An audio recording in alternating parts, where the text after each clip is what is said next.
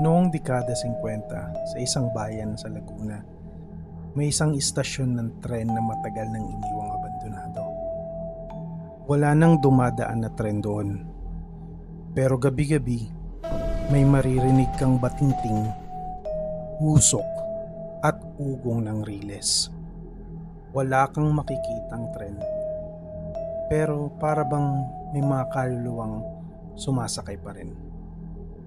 Ito ang kwento ng isang guro na nakakita ng tren na hindi na dapat bumalik pa. Noong 1956, may isang gurong babae na naitalagang magturo sa isang pampublikong paaralan malapit sa istasyon. Si Ma'am Rosario. Dalaga siya. 26 anyos, masigasig at walang kaalam-alam sa mga kwentong kababalaghan sa lugar.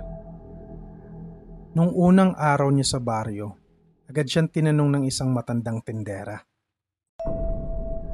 Iha, doon ka ba nakatira sa may istasyon? Iwasan mong lumabas ng 10:00 ng gabi, lalo na kung may naririnig kang tren.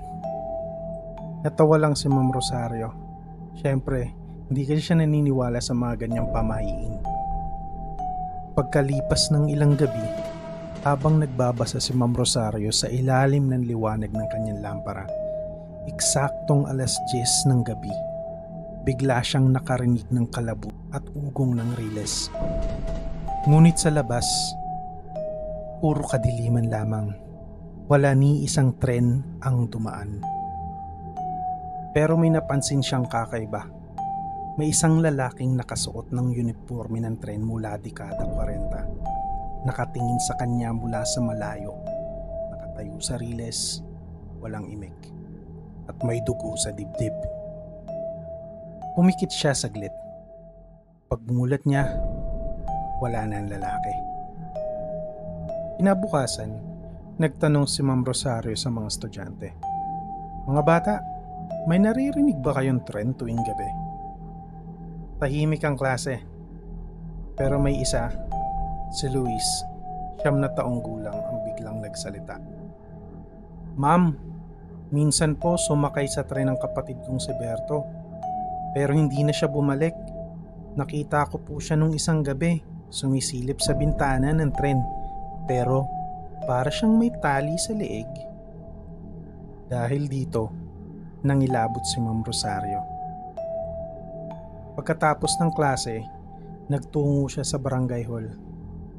Doon, nalaman niya ang isang matagal nang tinatago ng mga taga-baryo. At base sa mga kwento, noong panahon ng giyera, 1945, naging kampo ng mga Hapon ang istasyon ng tren. Daang-daang Pilipino ang isinakay sa tren, pinalakad sa riles at isa-isang pinatay. Karamihan ay mga sibilyan, babae at bata. Tinigil ang operasyon ng tren noong 1946. Pero simula noon, sinasabing tuwing gabi ng Biyernes, bumabalik ang tren. Hindi para magsakay ng buhay, kundi para kolektahin ang mga kaluluwang ligaw. Kinagabihan, sinubukan ni Ma'am Rosario na manatiling gising. Naglagay siya ng asin sa paligid ng bahay at nagdasal. Pero may narinig siya. Ang tunog ng tren. Mas malapit. Mas malinaw. Tumayo siya at tumingin sa bintana.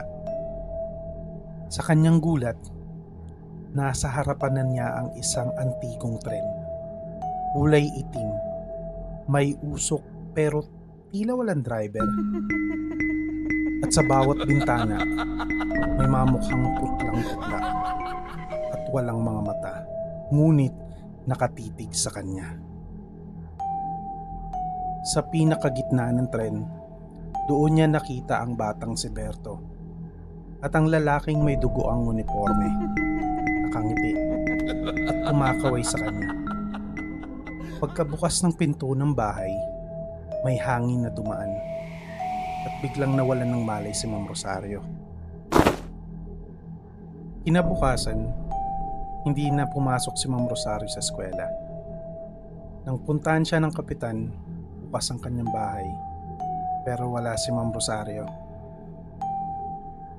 Walang bakas ng gulo sa loob ng kanyang kwarto.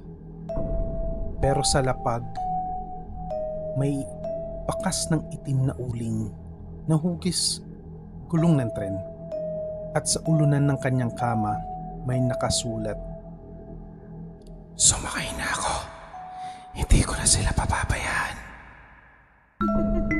Hanggang ngayon, sa dating lugar ng istasyon, may mga nagkukwento pa ring nakakita ng tren sa ating gabi. Walang istasyon, walang riles, pero may batingting, may usok, at may kaluluwang nakatingin sa loob ng tren. Kaya sabi ng matatanda, kapag narinig mo ang tren sa lugar na wala namang riles, wag na wag kang lalapit. Baka isa ka na rin sa ukunin ng istasyon ng dugo.